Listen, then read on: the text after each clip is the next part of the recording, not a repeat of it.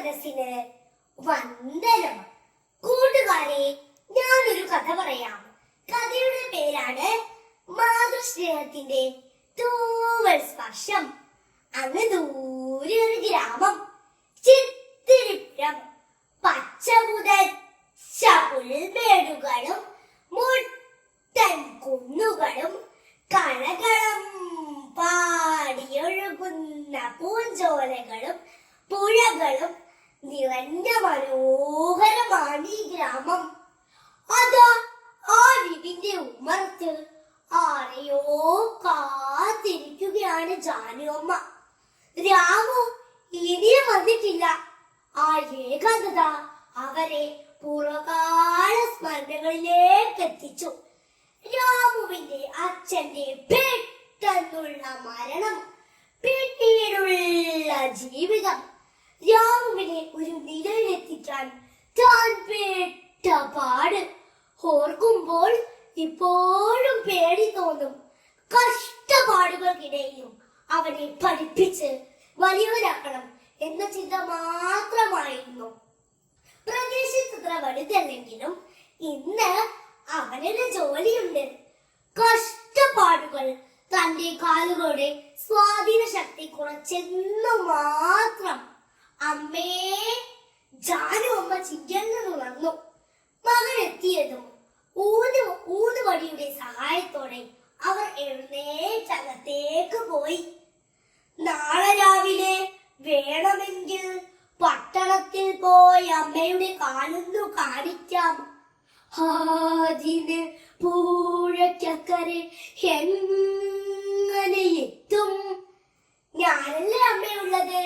മകന്റെ വാക്കുകൾ അവരെ കോരിത്തരിപ്പിച്ചു. പിറ്റേന്ന് അതിരാവിലെ അവർ പുറപ്പെട്ടു. മകന്റെ ഒപ്പം ഊന്നുവടിയുടെ സഹായത്തോടെ അവർ നടന്നു.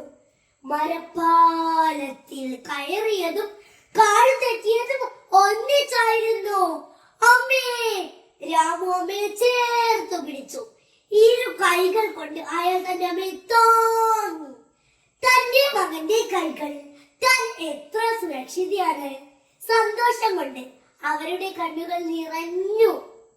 പതിയെ നടന്നു. പാലത്തിന്റെ നടുവിലെത്തി. രാമു ചുറ്റും നോക്കി. ആരുമില്ല. അയാൾ തന്റെ അമ്മയെ പുഴയിലേക്കാണ് തള്ളി. മോനെ! ആ നിലവിളി പുഴയുടെ ഒഴുക്കിനൊപ്പം അലിഞ്ഞു ചേർന്നു. രാമു തിരിച്ച് വീട്ടിലെത്തി. അമ്മ കാലങ്ങളായി സൂക്ഷിച്ചു വച്ച പണപ്പെട്ടി തുറന്നു. രാമുവിന് സന്തോഷം അടക്കാനായില്ല. കാലശേഷം തനിക്കാണ് കാലശേഷം തന്നെയാ ഞാനിതിൽ തൊട്ടത്. അയാൾ ഊറിച്ചിരിച്ചു. രമുട്ട പിറ്റേന്ന് അയൽപ്പക്കത്തുള്ള ഉണ്ണിയുടെ വിളി കേട്ടാണ് അയാൾ ഉണർന്നത്. വാതിൽ തുറന്നതും കയ്യിൽ നീട്ടിപ്പിടിച്ച പത്രവുമായി അവൻ വിക്കി പറഞ്ഞു, രാമുവേട്ട, അമ്മ. അയാൾ പത്രം വാങ്ങി. ചർമ്മകോളങ്ങൾ ഒന്നൊന്നായി പരതി. പക്ഷെ ആ വാർത്ത മാത്രം കണ്ടില്ല.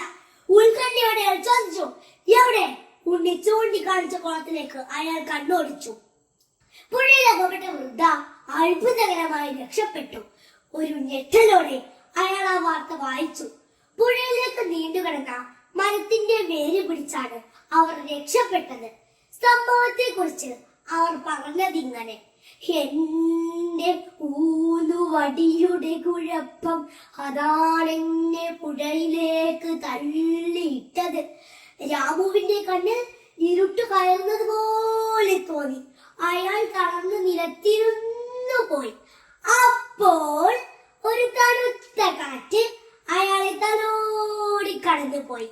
അത് മാതൃസ്നേഹത്തിന്റെ തൂവൽ സ്പർശമായി അയാൾക്ക് അനുഭവപ്പെട്ടു. കൂട്ടുകാരെ, സ്നേഹബന്ധങ്ങളെക്കാൾ പണത്തിന് പ്രാധാന്യം നൽകുന്ന ഈ കാലഘട്ടത്തിൽ അമ്മിന്റെ പാലിനൊപ്പം പരിശുദ്ധമായ സ്നേഹം കൂടിയാണ് ഒരമ്മ നൽകുന്നതെന്ന കാര്യം നാം വിസ്മരിക്കരുത്. നന്ദി, നമസ്കാരം.